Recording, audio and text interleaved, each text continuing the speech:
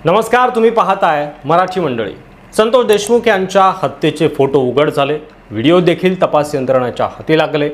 Valmik कराडचे CCTV footage देखील समोर आले आणि त्यात स्पष्ट दिसतंय की वाल्मिक कराड यात सहभागी आहे। खंडणी प्रकरणात तर थेट सहभाग वाल्मिक कराडचा दिसतोय। मात्र संतोष देशमुख हत्या प्रकरणात सरकारी वकिलांनी सादर केलेल्या पुराव्याच्या आधारे आमचा या प्रकरणात प्रथमदर्शनी सहभाग दिसून येत नाही आणि वाल्मिक कराड निर्दोष आहेत या प्रकरणात असा अर्ज आता वाल्मिक कराड यांच्याकडून करण्यात आलाय। संतोष देशमुख हत्या प्रकरणात आरोपी विरोधात सगळ्यात महत्त्वाचा ठरणार आहे तो म्हणजे डिजिटल पुरावा।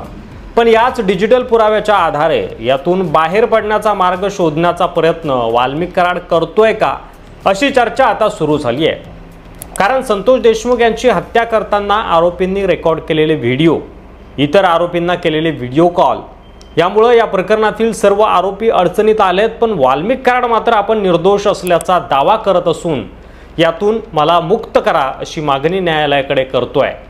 त्याच्या याच अर्जावर बीड सत्र न्यायालयात गुरुवारी सुनावणी पार पडली, म्हणजे कालच। यावेळी वाल्मिक कराडच्या वकिलांनी डिजिटल पुरावे अजून आम्हाला मिळाले नसल्याचं सांगत ते देण्याची मागणी केली आहे। काय म्हणालेत वाल्मिकचे वकील, चला तर बघूयात। आता आजची सुनावणी जी नेमलेली होती ती आम्ही डिस्चार्ज ॲप्लिकेशन जे दाखल केलं होतं त्या डिस्चार्ज ॲप्लिकेशनवरती सरकारी पक्षाचं म्हणणं मागण्यासाठी होती। आज सरकारी पक्षाने म्हणणं त्यामध्ये सादर केलेलं आहे आणि मूळ फिर्यादीचं देखील म्हणणं मागितलेलं आहे। मूळ फिर्यादीने अद्याप म्हणणं सादर केलेलं नाही, त्यामुळे आजची सुनावणी ही डिस्चार्ज अर्जाच्या मूळ फिर्यादीचं त्याच्यावरती म्हणणं येण्यासाठी पुढील तारखेपर्यंत तहकूब केलेली आहे। चार्जशीटचा पाठ असणारे कागद आरोपींना मिळणं गरजेचं आहे। आपण काय केलं होतं, जे काही कागदपत्रे त्यामध्ये दिली गेलेली नव्हती त्याबाबत सविस्तर अर्ज कोर्टात दाखल केला होता। आता त्यामधले कागदपत्र, काही जबाब वगैरे होते त्याच्या प्रती मिळाल्यात, पण डिजिटल जे काही एव्हिडन्स होते त्याचे बरेचसे पुरावे अजून आम्हाला दिले गेलेले नाही आहेत आणि त्यामुळं ते पुरावे देण्यासाठी अजून काम तहकूब केलेलं आहे। आता डिजिटल एव्हिडन्स जो आहे तो पाठ कसा येतो की एखादा पंचनामा केलेला आहे उदाहरणार्थ, तर त्याचं रेकॉर्डिंग किंवा त्याबाबतचे फोटोज काय असतील हे डिजिटल पुराव्यामध्ये समाविष्ट होतात।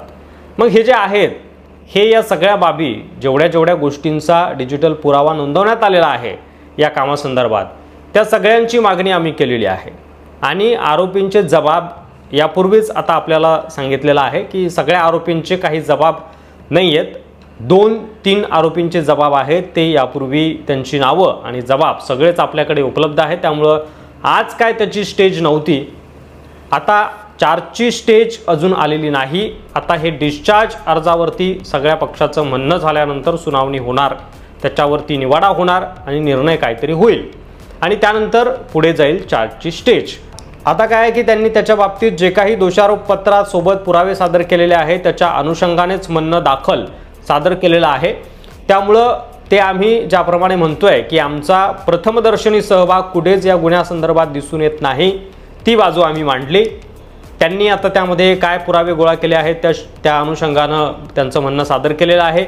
युक्तिवादाच्या वेळी त्या सगळ्या गोष्टी आता उघड होतील अशी माहिती वाल्मिक कराडच्या वकिलांनी प्रसारमाध्यमांना दिली आहे। वाल्मिक कराडच्या या मागणीवर सरकारी वकिलांनी आपलं म्हणणं सादर केलेलं नाही, तसंच मूळ फिर्याददार म्हणजे धनंजय देशमुख यांनाही यावर आपलं म्हणणं सादर करायचं आहे। त्यामुळे आता आधी कराडच्या या मागणीवर कोर्टात युक्तिवाद होईल आणि त्यावर निर्णय होईल आणि नंतर केस पुढे जाईल असं एकंदरीत चित्र दिसतंय, चित्र स्पष्ट होत आहे। मात्र यामुळे केसचा निकाल लांबणीवर जातोय एवढं मात्र निश्चित।